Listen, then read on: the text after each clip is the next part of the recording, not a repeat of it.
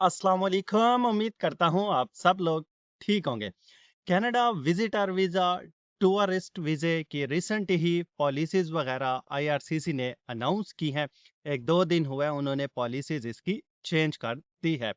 पहले जो पॉलिसीज़ वगैरह थी वो डिफरेंट थी और अभी जो अनाउंस की हैं ये डिफरेंट है। जिसमें पर्पज़ ऑफ ट्रैवल, आपका फंड, आपका मेडिकल, आपका जो है देखा बैकग्राउंड इसमें चेक किया जाएगा।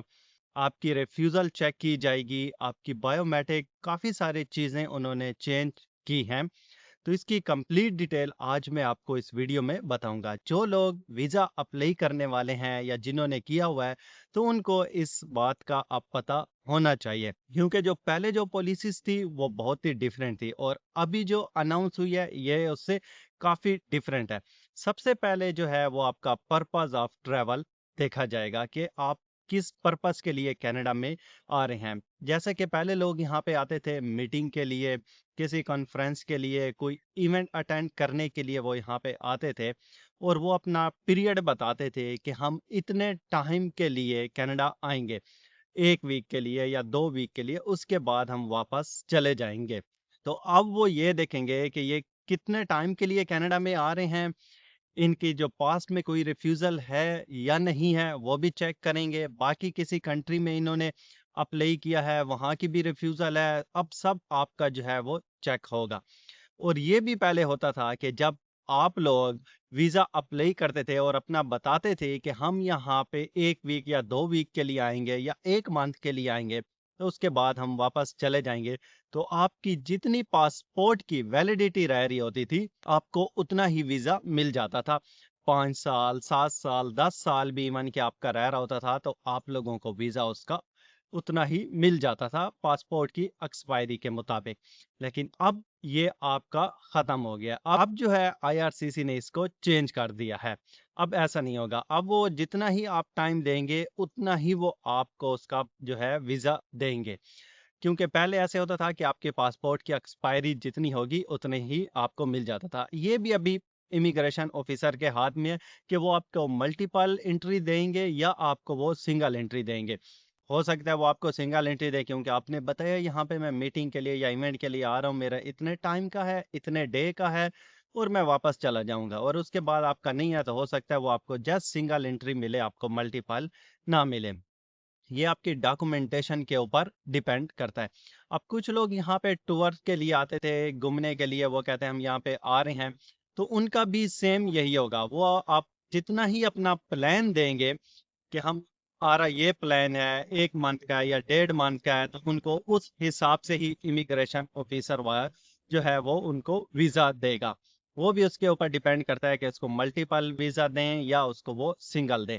पहले तो ऐसे होता था कि जब आपको वीज़ा मिल जाता था तो आपकी पासपोर्ट की एक्सपायरी के हिसाब से उतना मिल जाता था। जैसे मैंने भी अप्लाई किए थे, तो वो मल्टीपल एंट्री मिल जाती थी, जितनी पासपोर्ट की एक्सपायरी रह रही होती थी उतना वीज़ा मिल जाता था, लेकिन अब इन्होंने चेंज कर दिया है। अब उसमें आ जाता है 3rd नंबर पे कि अगर आपका यहाँ पे कोई फ्रेंड है या कोई फैमिली मेंबर है, वो अपने ब्रदर को, सिस्टर को, वो किसी को भी यहाँ पे इनवाइट करते हैं एज़ ए विज़िटर वीज़े पे या किस पर्पस के लिए कर रहे हैं, वो अपनी ग्रेजुएशन के लिए कर रहे हैं, मैरिज सेरेमनी के लिए कर रहे हैं या किसी भी सेरेमनी के लिए वो इनवाइट करते हैं, तो दोनों के डॉक्यूमेंटेशन जो है वो प्रॉपर चेक किए जाएँगे और दोनों का ही देखा जाएगा कि उनकी कितनी फाइल स्ट्रॉन्ग है। पहले तो ये होता था कि जिसको जो इनवाइट करते थे उसके ज़्यादा डॉक्यूमेंट उसके स्ट्रॉन्ग हो तो तब आपको वीज़ा मिल सकता था। लेकिन अब जो यहाँ पे इनवाइट करेगा उसके भी डॉक्यूमेंट स्ट्रॉन्ग होने चाहिए और जो आ रहा है यहाँ पे उसके भी डॉक्यूमेंट दोनों के ही स्ट्रॉन्ग हो तो तब उसको वीज़े के चांस होंगे। अदरवाइज़ ऐसे जो है वो वीज़ा नहीं मिलेगा। अब इसमें उन्होंने एक और चेंजिंग की है, मेडिकल की भी चेंजिंग की है कि आपका अगर मेडिकल बैकग्राउंड सही है, तो उस पे भी आपको मल्टीपल एंट्री दे सकते हैं। अगर आपका मेडिकल बैकग्राउंड सही नहीं है, तो उस पे आपको हो सकता है वो सिंगल एंट्री दें, हो सकता है वो वीज़ा ना भी दें। वो सारे फैक्टर जो है वो डिपेंड करते हैं आपकी फ़ाइल पे और इमिग्रेशन ऑफ़िसर के ऊपर। पहले इतनी सारी चीज़ें नहीं थी, अब वो इसमें काफ़ी चेंजिंग वगैरह कर रहे हैं। आप देख रहे हैं कि काफ़ी लोग विज़िटर वीज़ा, टूरिस्ट वीज़ा वो अप्लाई कर रहे हैं। कुछ लोगों को मिल जाता है और कुछ को नहीं मिलता है। अब जो वो कुछ को मिल जाता था, उनकी फ़ाइल पे मिल जाता था या कोई इनवाइट करता था, वो इस वजह से मिल जाता था। अब ऐसा नहीं होगा। अब जो है उनकी प्रॉपर डॉक्यूमेंटेशन करके इमिग्रेशन ऑफ़िसर के हाथ में है कि वो आपको कितना वीज़ा देगा। अब कुछ लोग इनवाइट कर देते हैं, अब जैसे मैं हूँ यहाँ पे, मैं अपनी किसी फैमिली मेंबर को इनवाइट करूँगा, तो वो मेरी भी देखेंगे होस्ट के इसकी फैमिली इनकम कितनी है, क्या ये अफ़ोर्ड कर सकते हैं एप्लीकेंट को जो वो यहाँ पे बुला रहे हैं और किस पर्पज़ के लिए बुला रहे हैं। वो सारी चीज़ें जो है देखेंगे। पहले तो ये होता था कि अब अगर मैं किसी को इनवाइट करूँ, अपनी डॉक्यूमेंट्स तो उस वक़्त भी देनी पड़ती थी, लेकिन वो एप्लीकेंट की डॉक्यूमेंट्स जो है, उस पे वो ज़्यादा फ़ोकस करते थे कि इसका बैकग्राउंड क्या है, पीछे बैक टू होम टाइज़ क्या हैं, वो स्ट्रॉन्ग है या नहीं, कि ताकि उसको उस बिहाफ़ पे वीज़ा मिल जाता था। अब ऐसे जो है वो मज़ीद नहीं होगा। लेकिन आप लोगों ने परेशान इससे नहीं होना है, इमिग्रेशन में काफ़ी चेंजिंग होती रहती हैं। जैसे पहले विज़िटर विज़िट वर्क परमिट था, वो इन्होंने ख़त्म किया। स्टूडेंट का था, वो भी इन्होंने उसमें ख़त्म किया कि पॉलिसीज़ चेंज होती रहती हैं। फिर वो बाद में कुछ ना कुछ टाइम बाद और चेंज होंगी। तो आप लोग जो भी जिसके माइंड में है कि उन्होंने वीज़ा अप्लाई करना है, तो आप परेशान ना हो, आप अपना वीज़ा ज़रूर अप्लाई करें। ठीक है, अगर आपका पर्पज़ ऑफ ट्रैवल वो 1 मंथ का है या 14 डेज़ का है, चलो आपको कम से कम वीज़ा तो मिल जाएगा ना, आप कनाडा तो आ सकते हैं ना। उसके बाद वो फिर आप लोगों को पता है कि आगे आप लोगों ने क्या करना है, तो वो सबने एक अपना प्लान जो है वो सेट किया होता है कि एक दफ़ा हमें वीज़ा मिल जाए, फिर उसके बाद उन्होंने उसका आगे क्या करना है। तो आप अपनी फ़ाइल बनाएँ, उसको स्ट्रॉन्ग करें अपनी फ़ाइल को, ज़्यादा फ़ोकस करें अपने फ़ंड के ऊपर। सेकंड आप फ़ोकस करें अपना पर्पज़ ऑफ ट्रैवल के ऊपर।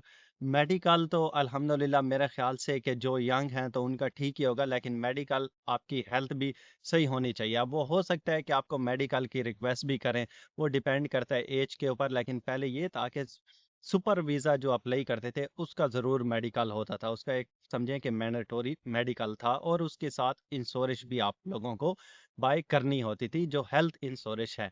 फिर आप अपना वीज़ा अप्लाई करते थे। अब जो विज़िटर वीज़े का है, इसकी भी आप लोगों ने हेल्थ इंश्योरेंस लेके ही वो भी साथ लगानी है।